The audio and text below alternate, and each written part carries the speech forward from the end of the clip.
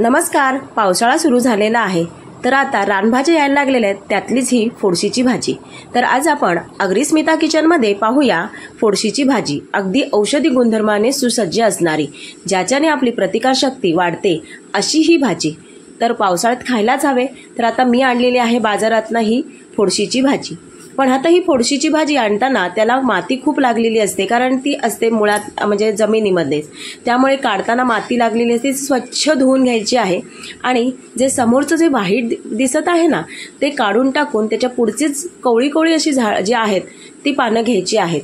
ही कवळीच भाजी खूप सुंदर लागते. तर आपण अशाच प्रकारे सर्व जे आहेत आणलेली जोडी साफ करून घेणार आहोत आणि बारीक चिरून अगदी घेणार आहोत. म्हणजे काय होईल, बारीक चिरल्यामुळे भाजीची चव अप्रतिम येते.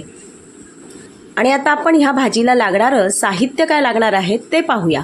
तर इथे मी 1 वाटी चणा डाळ 4 तास चांगली अशी भिजवून घेतलेली आहे आणि ती उकडून घेणार आहे.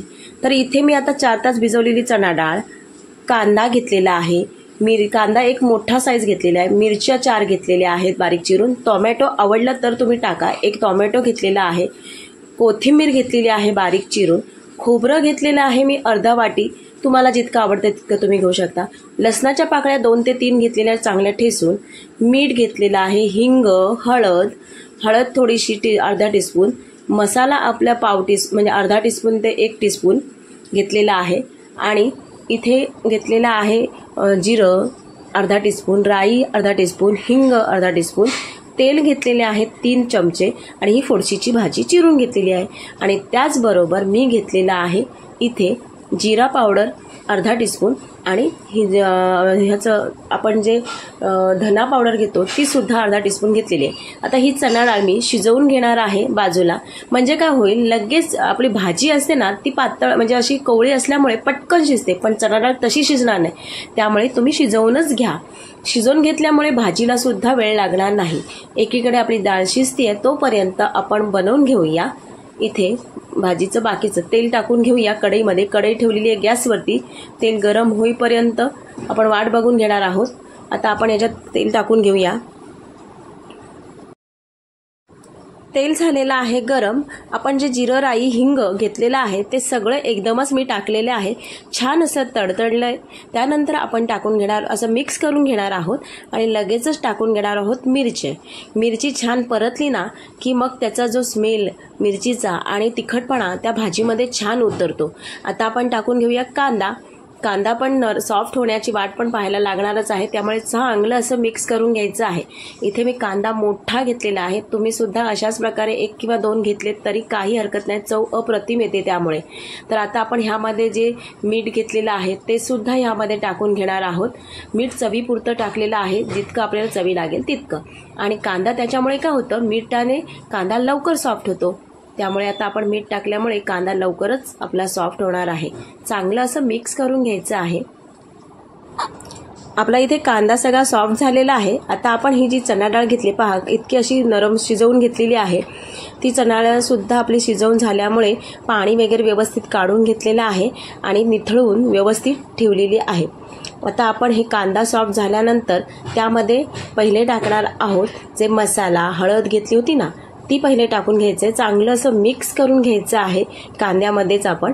आणि त्यामध्येच आता आपण ही जे हिंग, धना पावडर जे का आपण घेतलं होतं मसाले, ड्राय मसाले घेतले होते ते सगळे ह्यामध्ये टाकून घेणार आहोत आणि मिक्स चांगलं असं परतून घेणार आहोत. म्हणजे कांद्याला एकदम कांदा आणि मसाला व्यवस्थित असं एकत्र एकजीव होईल. आणि नंतर मग आपण ती चणा डाळ टाकणार आहोत. इथे जे टोमॅटो घेतलेला चिरून ते सुद्धा मी ह्यामध्ये टाकून घेते, म्हणजे तोही चांगला सॉफ्ट होईल. कारण की टोमॅटो सुद्धा थोडासा तरी कडक असतो, त्याला अगदी 2 मिनिटं तरी लागतातच सॉफ्ट व्हायला. पण मीठ असल्यामुळे लवकरच सॉफ्ट वडेल तो. आपण हे चांगलं असं मिक्स करून घ्यायचं. त्यामुळे इथे आपला कांदा टोमॅटो सॉफ्ट झालेला आहे. आणि आता ही फोडशीची अशा प्रकारे भाजी जी चिरून घेतली आहे बारीक, ती सुद्धा ह्यामध्ये टाकून घेणार आहे मी आणि व्यवस्थित अशी मिक्स करून घ्यायची आहे ती भाजी.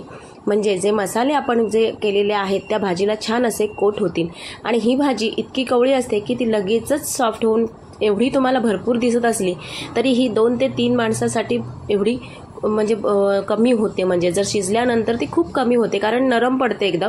त्यामुळे ही भाजी दिसताना खूप दिसते पण झाल्यानंतर खूप कमी भाजी होते. त्यामुळे ह्याच्यात चणा डाळ टाकली ना की त्याच्यामुळे त्याची क्वांटिटी पण वाढते आणि चवसुद्धा अप्रतिम लागते.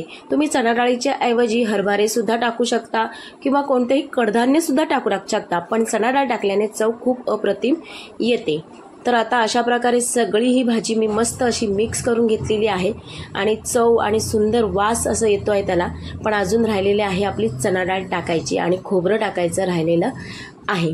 तर आता आपण ह्यामध्ये टाकून घेऊया ही उकडलेली चणा डाळ आणि ती सुद्धा व्यवस्थित अशी मिक्स करून घेऊया.